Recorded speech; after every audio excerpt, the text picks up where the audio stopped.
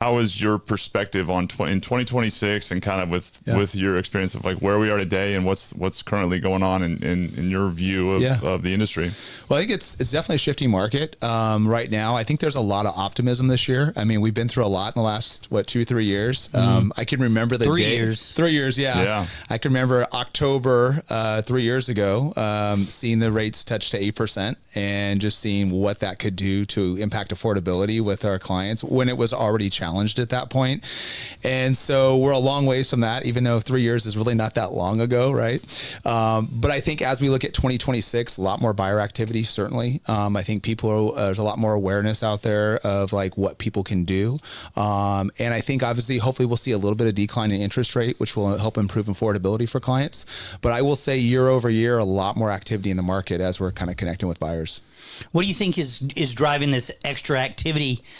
In spite of that, we haven't really seen a huge drop.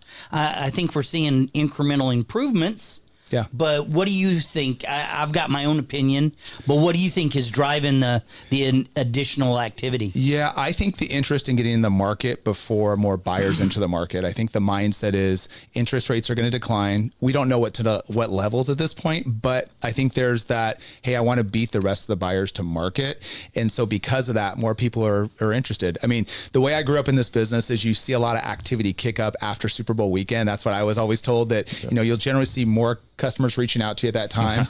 But this year's been a little bit interesting. I've seen January and February before the Super Bowl has been completed have a lot of buyers engage with us. So I think, I think that's the overall mindset from the consumer is I want to jump in the market before the next person does. Yeah, we had a really busy December actually, better than our January was. Yeah. But I also think that there is this, and I've said it before, I think there's this built up demand that there was a whole bunch of people that interest rates had climbed and they said, you know what, I'm just going to sit here.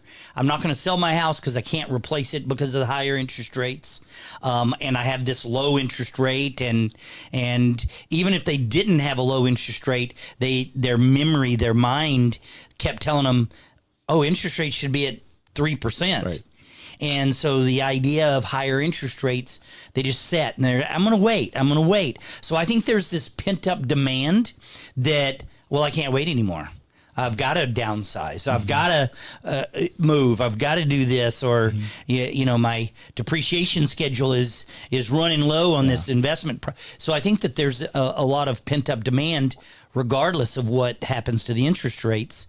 So I know that you're like one of the APM's top producers, if not the top producer. Are you the top producer? We'll see. Generally, I am. Is it are you number one? Last year, I was in 2024, I was number one. We still don't have the results for 2025. Okay. So, fingers crossed, but high five. Thank you. Appreciate it. So you've got this cred.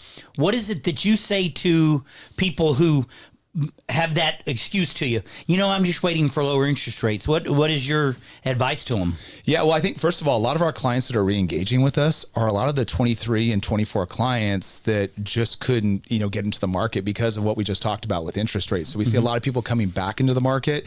I do encourage clients to think about the cost of waiting, right? And we can do some historical analysis to say, hey, prices were this here and interest rates were there, but look at, these are some clients that now have $30,000, $40,000 in equity from 2 years ago, or from purchasing 2 years ago. So I think that's an analysis that we do with clients. But the other thing I think is a powerful tool is the rent versus buying calculator, just to say, hey, this is where you're currently at right now. If you're comfortable paying $3,000 a month in rent, what if we translated that into home ownership? If you would have bought 3, 4, 5 years ago, you're sitting on this much potential in equity and potential tax deductibility benefits. So I think if we can frame that up for the consumer, and obviously we really value home buyer education, I think it's going to inform people that they can say, hey, I can realistically jump in the market sooner than later.